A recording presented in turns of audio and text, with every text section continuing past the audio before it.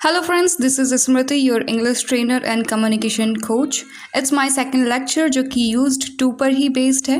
मेरा पहला वाला lecture भी मैंने used to पर ही बनाया था, जिसमें मैंने बताया था कि past की habit और routine को कैसे बताते हैं।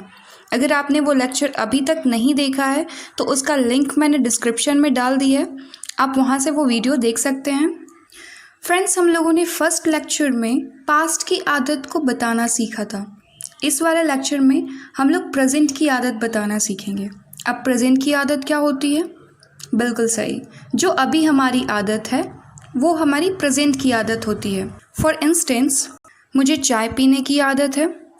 तुम्हें बकबक करने की आदत है क्या? क्या तुम्हें टहलने की आदत है? उसे पबजी खेलने की आदत है। मुझे गुनगुनाने की आदत है। इन सारे सेंटेंसेस को ध्यान से देखिए।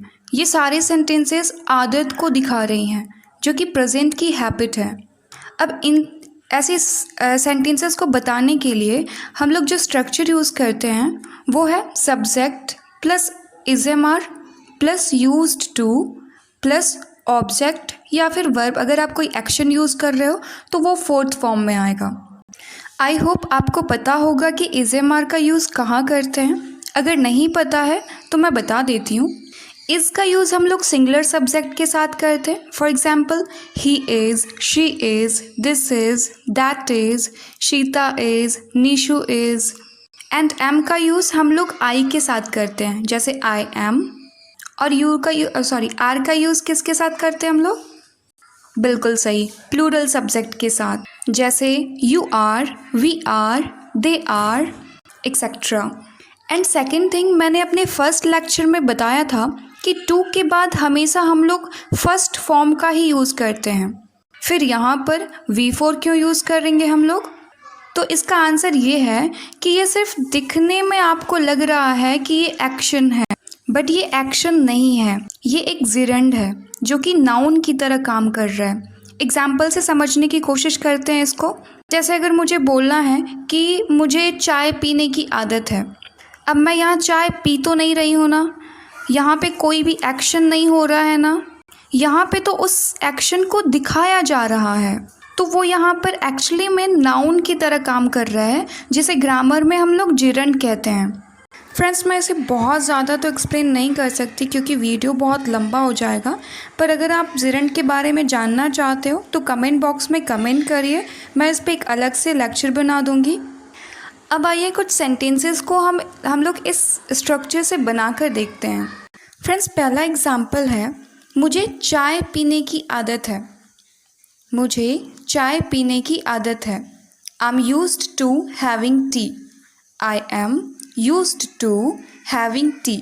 आप इसको ऐसे भी बोल सकते हो, I am used to tea, क्योंकि कई बार हम लोग ऐसे बोलते हैं ना, मुझे चाय पीने की आदत है या मुझे चाय की आदत है। तो आप डायरेक्ट ऑब्जेक्ट भी पुट कर सकते हो या फिर आप एक्शन को भी यूज़ कर सकते हो। तो दोनों तरीके से बना सकते हैं हम लोग इस सेंटेंस को। तो क्या हो जाएगा? I am used to having tea और I am used to tea. Second example है, तुम्हें बकबक करने की आदत है क्या? तुम्हें बकबक करने की आदत है क्या? Are you used to talking a lot? Are you used to talking a lot. बकबक मतलब बहुत ज़्यादा बात करना। नेक्स्ट सेंटेंस है, क्या तुम्हें टहलने की आदत है? Are you used to walking? Are you used to walking. उसे पबजी खेलने की आदत है। He is used to playing PUBG. He is used to playing PUBG. मुझे गुनगुनाने की आदत है।